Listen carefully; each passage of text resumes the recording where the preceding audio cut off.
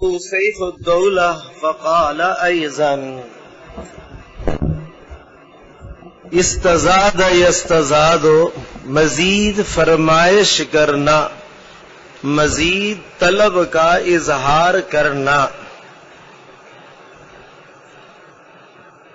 شاعر کا جب شعر پسند آ جاتا ہے سامعین کو تو اسے بارہا کند مقرر کے طور پر دہرایا جاتا ہے، اور کبھی کبھی ایک ہی ایک شعر کو 5-6 منٹ بھی وہ لگ جاتے ہیں بار بار اسے دہرانے کے لیے۔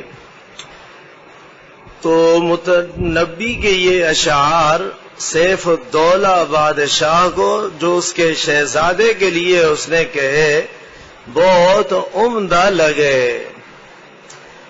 کہ اس میں پند و موعظت سے لبریز باتیں ہیں،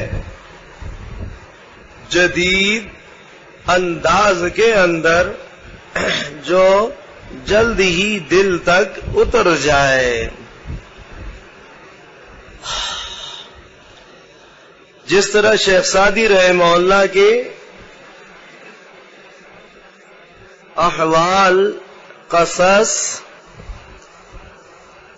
صرف وقت گزاری کی چیزیں نہیں بلکہ قرآن و سنت کے احکامات کی عملی تعبیر اور اس کی شرح پند و موعظت کے نمونے ہیں، ایسے ہی صاحب دیوان کے یہ اشعار بھی پند و موعظت، حکمت، دانائی سے لبریز باتیں ہیں۔ تو بادشاہ چونکہ سمجھ رہا ہے کہ یہ تو بہت کام کی باتیں کہی ہیں، اس لیے وَاسْتَزَادَهُ اور مطالبہ کیا۔ تو پہلے والے اشعار میں نیچے دیکھیں اب کیا کام کی باتیں جناب وہ کہہ گیا۔ پہلے والے شعر میں کہا کہ بادشاہ سلامت ایسا ہونا ممکن نہیں ہے کہ کوئی آپ کے خلاف کہنے والا باقی نہ ہو، عوام میں کوئی نہ کوئی لازمی ہوگا، قوم، قبیلہ، صوبہ، لوگ جو آپ کی اچھائیوں کو بھی اچھی نظر سے نہیں دیکھیں گے، آپ کی برائیوں کو وہ ٹٹول کر نکالیں گے۔ تو اس لیے اپنی برائیوں کو آپ قابو کیجئے اور اچھائیوں کا اتنا ذکر چرچا کیجئے کہ کوئی مخالف کہے بھی تو دوسرا اس کے منہ پر اس کو کہہ سکے بتلا کدھر ہے اس میں یہ برائی، ثابت کر اسے جانا۔ آئی بات سمجھ؟ تو اس لیے یہ کہا یا لائمی کف الملام عن الذی ازناؤ طول سقامی و شقائہی، کہ یہ طویل عرصہ گزر گیا، اچھے اور برے لوگ ہر طرح کے پائے جاتے ہیں، لیکن آپ اچھوں کی اچھائی میں اضافہ کیجئے، بروں کی برائی میں اضافہ آپ مت کیجئے۔ اور پھر اس کے بعد اگلے شعر میں بتلایا جب واقعی آپ اپنی جگہ پر سچے اور کھرے، دنیا الٹی بھی ہو جائے وہ آپ کے خلاف کچھ بھی نہیں کر سکتی، اس لیے کہ آپ کے عمل کی سچائی اور کردار کا کھرا پن یہ اپنا لوہا اپنے مخالف سے بھی منوا کے رہتا ہے۔ اس لیے اگلے شعر میں یہ سبق دیا اس نے۔ اور تیسرے میں پھر جناب وہ بتلایا کہ یہ جب آپ کا عمل کا کھرا پن اتنا واضح ہو جائے گا کہ مخالف کو بھی انگلی اٹھانے کا موقع نہیں ملے گا، تو پھر مخالف بھی ایک وقت آئے گا کہ اس کی یہ مخالفت کی طرف کوئی دھیان توجہ نہیں دے گا جناب، مخالف بھی آپ کا ساتھ دینے پر مجبور ہو جائے گا۔ تو آپ اپنے عمل کی بلندی کو ایسا عظمت کا مینار ثابت کرے کہ مخالف بھی اس کی طرف انگلی اٹھانے سے کترانے لگے کہ اگر یہ غلط بات میں نے کہی بادشاہ یا اس کے شہزادوں کی طرف تو الٹا لوگ مجھے جوتے لگائیں گے کہ یہ ایسی گھٹیا بات کیوں کہی. اور اگلے شعر میں پھر بتلایا جب یہ عمل کی بلندی نصیب ہو جاتی ہے تو کہا پھر عوام میں ہر خاص و عام بادشاہ پر قربان ہونے کے لیے تیار ہو جاتا ہے. جب آپ کی کارکردگی اس اعتبار سے بہتر ہو تو پھر ترکی کی طرح کیا ہوگی؟ ہر خاص و عام آپ کا ساتھ دینے کے لیے تیار ہوگا. پھر آگے بتلایا کہ بادشاہوں میں یہ صفات ہونی چاہیے کہ ان کو اپنے ملک و قوم کا خیر خواہ ہونا چاہیے. اپنے ملک اور قوم دونوں کا خیر خواہ. اگلی صفت میں یہ بتلایا کہ بادشاہ سلامت یہ ملک اور قوم کی خیر خواہی اور ایسی مضبوط گرفت یہ بغیر ان 3 صفات کے نہیں پائی جا سکتی. یہ 3 صفات آپ اپنے اندر تو رکھتے ہیں، اپنے شہزادوں، جان نشینوں، ولی عہدوں کے اندر بھی پیدا کریں. اور جب یہ 3 صفات آ جاتی ہیں تو پھر بھلے زمانے بھی گزر جائیں ان جیسا اعلی اخلاق کردار کا کوئی اور بادشاہ عوام کی نظر میں نہیں رہتا. تو یہ ساری پند و موعظت کی باتیں بتلائی. بادشاہ سمجھ رہا ہے وَاسْتَزَادَهُ، مزید فرمائش کی کہ حضرت کچھ اور کام کے یہ اشعار کہے کہ واقعی یہ تو ہیرے اور جواہرات سے زیادہ قیمتی اشعار ہیں. فقال ایضاً، تو متنبی نے پھر یہ اشعار کہے. لیکن کمال وہی کہ پہلے بھی وہی حمزہ کا قافیہ چلا رہا تھا، مضمون بدل رہا ہے لیکن اس کا قافیہ نہیں ٹوٹ رہا. اور پھر آگے پھر مزید فرمائش کا مطالبہ کر رہا ہے. تو وہ وقت نہیں لے رہا کہ سالانہ امتحان کے بعد پھر کچھ کریں گے. وہ فی البدیع اسے یہ اشعار اس کے سامنے کہہ رہا ہے. القلب عالم یا عزول بدائه واحق منك بجفنه وبمائه. قلب کی جمع گزر کی، عالم اس میں تفضیل کا صیغہ، عزول اس میں مبالغے کا صیغہ، دا بیماری، احق اس میں تفضیل، جفن کی جمع جفون، آنکھوں کی پل کے، ما مفرد جمع میاہ. کنز الدقائق میں گزر چکا ہے باب میاہ التی یجوز بها الوضوء وما لا یجوز.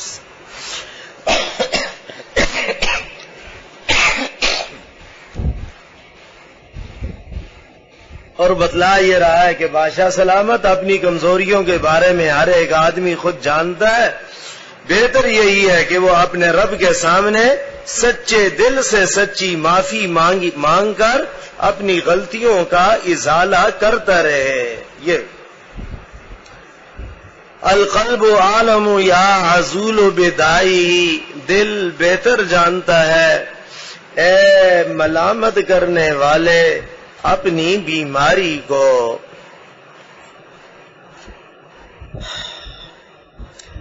اور زیادہ حق رکھتا ہے تیرے مقابلے میں اپنی پلکوں اور اپنے آنسوؤں پر. پانی سے مراد آنکھ کا پانی یعنی آنسو.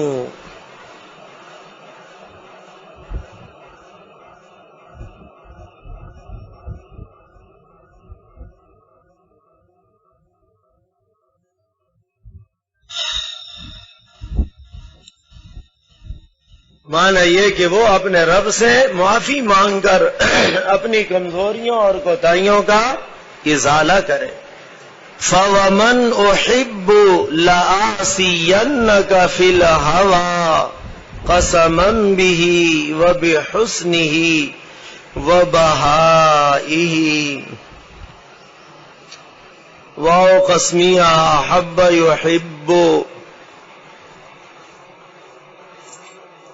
وہی محبت کرنا.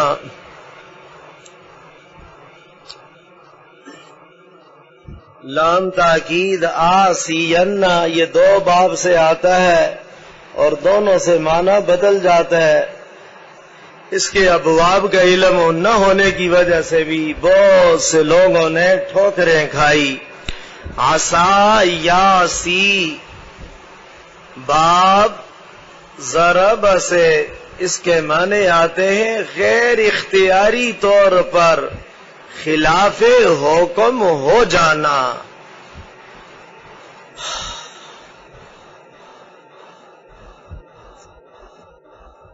اور عصا یا سو باب نصر سے اس کا معنی ہے نافرمانی کرنا. بقائمی ہوش و آواز سنیے گا تو باب ضرب سے الگ معنی ہے اور باب نصر سے الگ معنی ہے.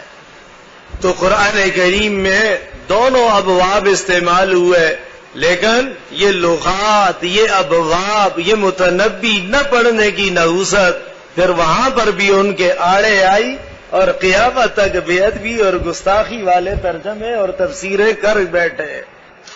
تو قرآن کریم میں ہے فرشتوں کی صفات، لا یعصون اللہ ما امرہم، لا یعصون باب نصر سے نافرمانی کے معنی میں، اور وہ فرشتے کسی بھی حال میں نافرمانی نہیں کرتے اپنے رب کے حکم. دوسری جگہ پر حضرت آدم علیہ السلام کے لیے استعمال ہے وَعَصَىٰ آدَمُ رَبَّهُ فَغَوَىٰ.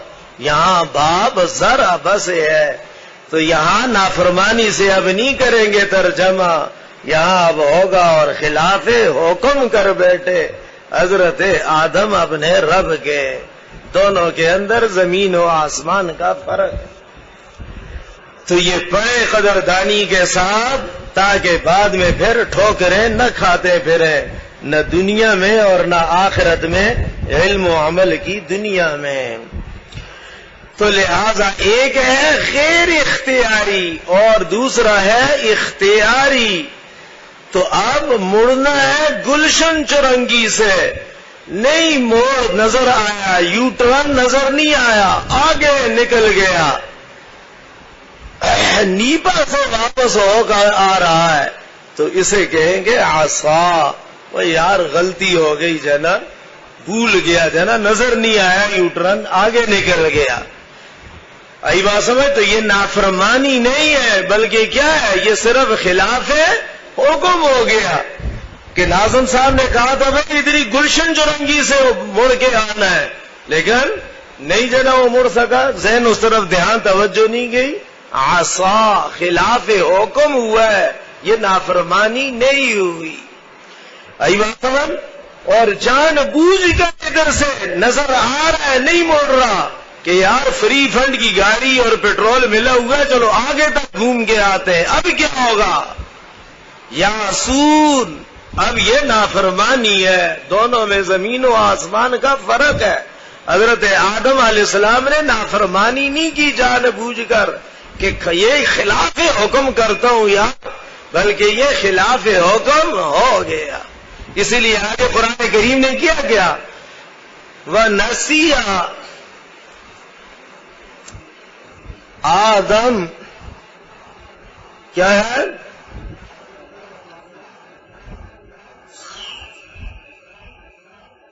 فَنَسِيَ جہاں پر ذکر ہے تو فَنَسِيَ وَلَمْ نَجِدْ لَهُ عَزْمًا، وہ بھول ہو گئی ہے، یہ جان بوجھ کر نافرمانی نہیں کی. فَنَسِيَ آدم، بھول گئے جنت، چوک ہو گئی. تو یہ مانا لَآتِيَنَّكَ فِي الْهَوَىٰ، باب ضرب سے کے اندر ہے ہوا، کوئی مصدر چاہت کا. قسمم بھی وبحسنہ وبہائی، بہا چہرے کی سرسبز و شادابی، چہرے کا حسن و جمال کا کھلنا، کھلنا جیسے پھول کلی کھلتی ہے موسم برسات میں. اسی سے قرآن پاک میں والارض ذات بہجہ، اور زمین کو لہلہاتا پن عطا کیا. فَوَمَنْ أُحِبُّ لَآسِيَنَّكَ فِي الْهَوَىٰ، سو قسم ہے مجھے اس کی جس سے میں محبت کرتا ہوں، یعنی اپنے محبوب کی قسم. اشعار میں اس طرح یہ جنا اٹھائے جاتے ہیں تاکید کے لیے قسمیہ جملے. سو میں قسم اٹھاتا ہوں اس کی جس سے میں محبت کرتا ہوں کہ میں چاہت کے باب میں ضرور آپ کے خلاف ہی کروں گا.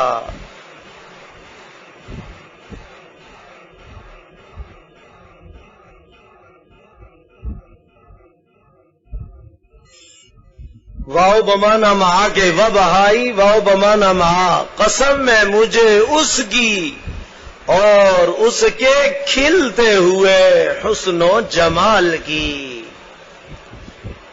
قسم ہے مجھے اس کی یعنی محبوب کی اور اس کے کھلتے ہوئے حسن و جمال کی.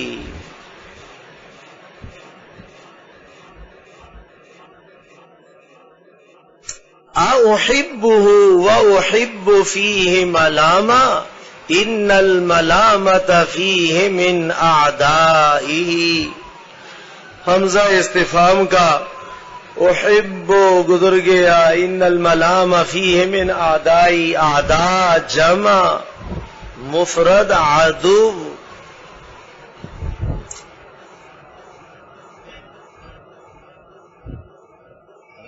الاخلاء یومئذ بعضهم لبعض عدو الا المتقین. عدو کی جمع اعداء.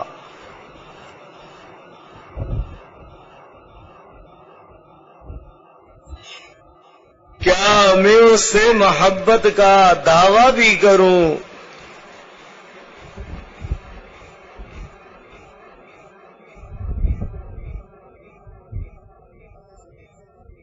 اور اس کے بارے میں ملامت کو بھی برداشت کر لوں؟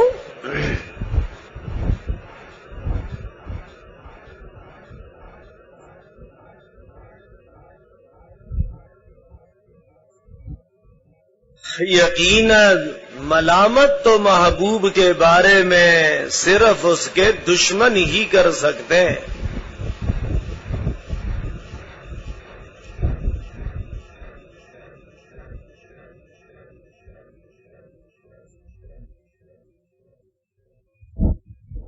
ظاہر ہے یعنی اس دل میں منافقت دو رخی نہیں ہے کہ محبت بھی ہو اور اس کے ساتھ ملامت سننے کی گنجائش بھی ہو. ایسا ہونا ناممکن ہے. ایک وقت میں یا محبت میں کھرا پن ہوگا اور یا پھر اس میں دشمنی ہوگی. تو ملامت کا سننا یہ تو دشمن کی طرف سے ہو سکتا ہے، یعنی دشمن خوش ہوتا ہے ملامت سن کر، اور ظاہر ہے کہ میرے دل میں اس کے ملامت سننے کی بھی کوئی گنجائش نہیں ہے. یہ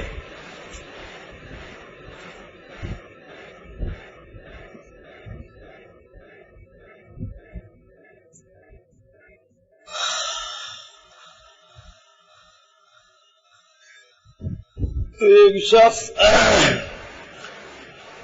وہ حضرت مولانا حسین احمد مدنی رحمہ اللہ کے حضرت کا کانگریس سے جناب تعلق تھا اور وہ ان کے سچے مداح.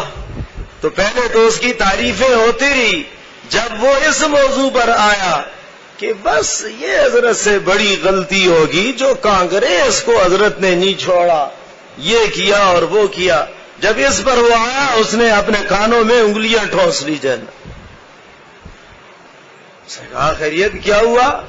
کہا کہ جس کی آپ اب تک تعریف کر رہے تھے اس کے بارے میں ذرہ بھر ملامت سننے کی، کوئی خلاف واقعہ بات سننے کی مجھ میں طاقت نہیں ہے. اس لیے یا تو اپنا منہ بند رکھیں یا پھر میرے کان کھلے رہنے دیں ورنہ میں اسی طرح بند رکھوں گا.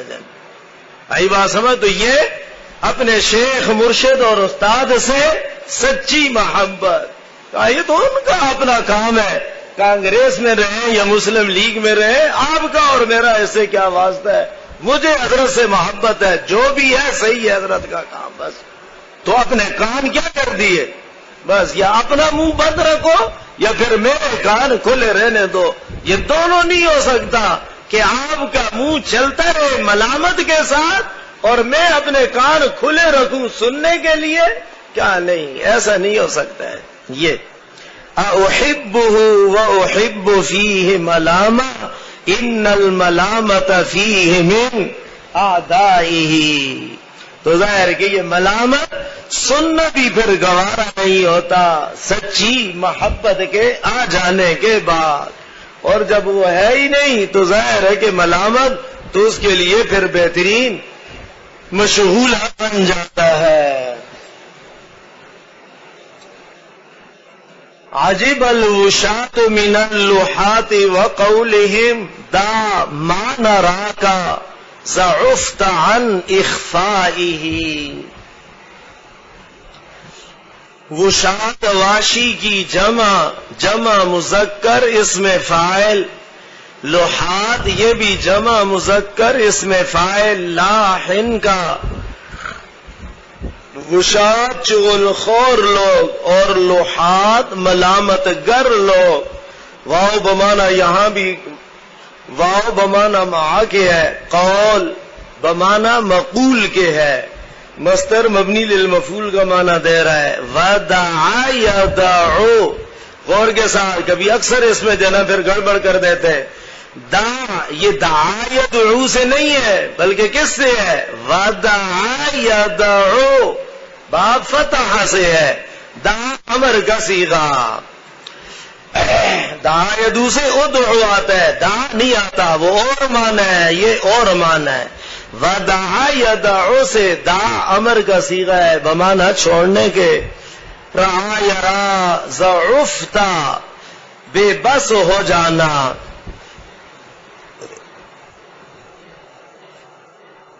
ضعف جسمانی کمزوری صاد کے ضمے کے ساتھ اور ضعف ضاد کے فتح کے ساتھ. عقلی کمزوری، دماغی کمزوری. اخفا باب افعال کا مصدر، یخفون فی انفسہم ما لا یبدون لک، یخفون چھپانا. چول خور لوگ تعجب میں پڑ گئے ملامت گروں کی اس بات سے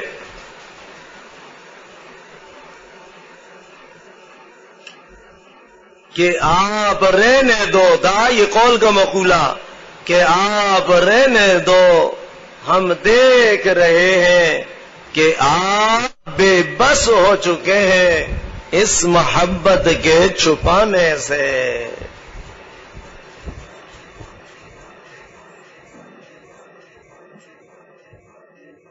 کہ اب آپ کی محبت اس کمال کو پہنچ چکی ہے کہ اب آپ کے لیے اس کا چھپانا یہ ممکن نہیں رہا. اس لیے اب ہم بھی آپ کو معذور سمجھتے ہیں، ہم بھی آپ کو اب معذور سمجھتے ہیں کہ واقعی محبت کی بلندی کو آپ پہنچ چکے ہیں. جیسے وہ واقعات میں آتا ہے کہ وہ لیلا کے بلکہ مجنو کے گھر والوں نے کہا کہ چلو بیت اللہ چلتے، اور اس کا غلاف پکڑ کر سارے قوم کے قبیلے کے لوگ دعا کرتے کہ اس بیماری سے محبت سے اس کا پیچھا چھوٹ جائے اور یہ نکھٹو کسی کام کاج کا ہو جائے. تو اب انہوں نے کہا کہ اچھا پہلے آپ لوگ دعا کرو بیت اللہ کا غلاف پکڑ کر. سارے قوم کے لوگوں نے دعا کی اور اس کے بعد کہا کہ چلو آپ نے تو کر دیا اپنا فرض ادا، اب مجھے بھی یہ دعا کرنے دو، اور اب میں دعا کرتا ہوں تم لوگ سب اس کے اوپر آمین کہو. تو اس نے بیت اللہ کا غلاف پکڑا اور دعا کی، اللہم زد حب لیلا فی قلبی وارحم من قال فی دعائی آمینا. اے اللہ اس بیت اللہ کے صدقے اور قوم کے ان مخلصین کے صدقے جو واقعی میرے لیے مخلص ہیں، ان کی آمد کی برکت سے لیلا کی محبت کو اور میرے دل میں بڑھا دے، اور جو میری اس مظلومانہ دعا پر آمین کہے اسے بھی اپنی رحمت میں شامل کر دے۔ یہی بات متنبی سمجھا رہا ہے۔